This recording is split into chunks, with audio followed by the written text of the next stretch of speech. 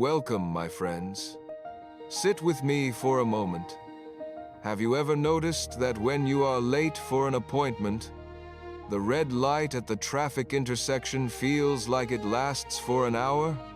But when you are laughing with an old friend, an hour dissolves in the blink of an eye? The clock on the wall ticks the same for everyone. It is mechanical, cold, and precise. But the clock inside your head, that is a different story entirely. We live in a world that demands speed.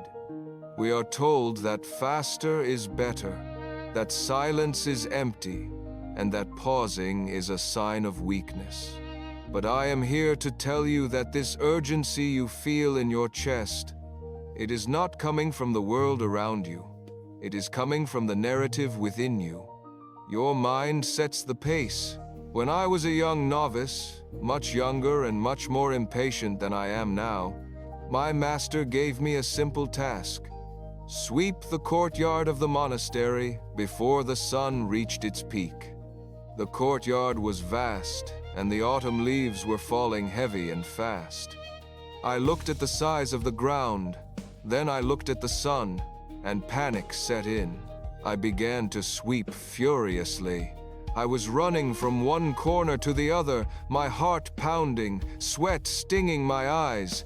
I was fighting the wind, fighting the leaves, and fighting time itself.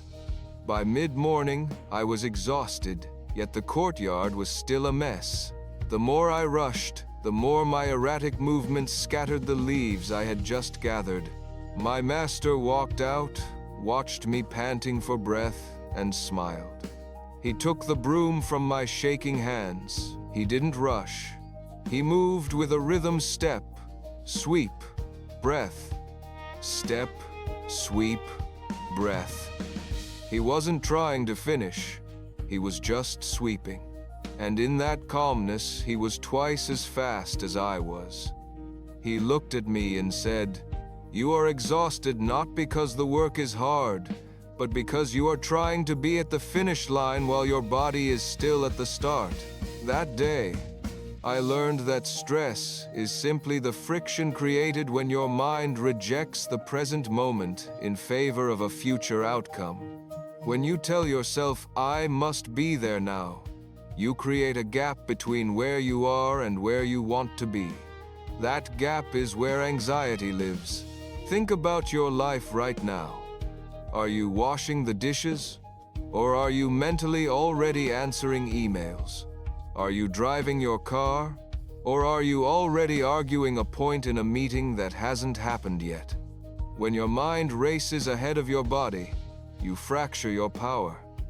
You become like a runner who is tripping over his own feet because he is looking at the horizon instead of the ground beneath him.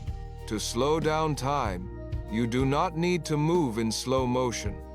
You simply need to synchronize your mind with your action. When you walk, just walk. When you listen, just listen. When you stop resisting the pace of the reality in front of you, the internal rushing stops, and suddenly, you have all the time in the world. So, my friend, if you feel behind in life today, realize that there is no schedule other than the one you have written for yourself. The flowers do not rush to bloom, yet they inevitably do.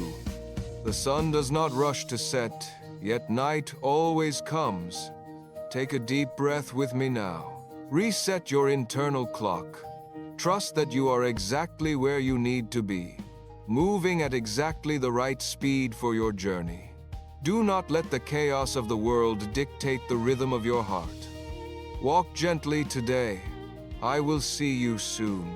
If this message resonated with you, please like the video to help spread this calm to others. Subscribe and hit the bell to join our community of mindful living.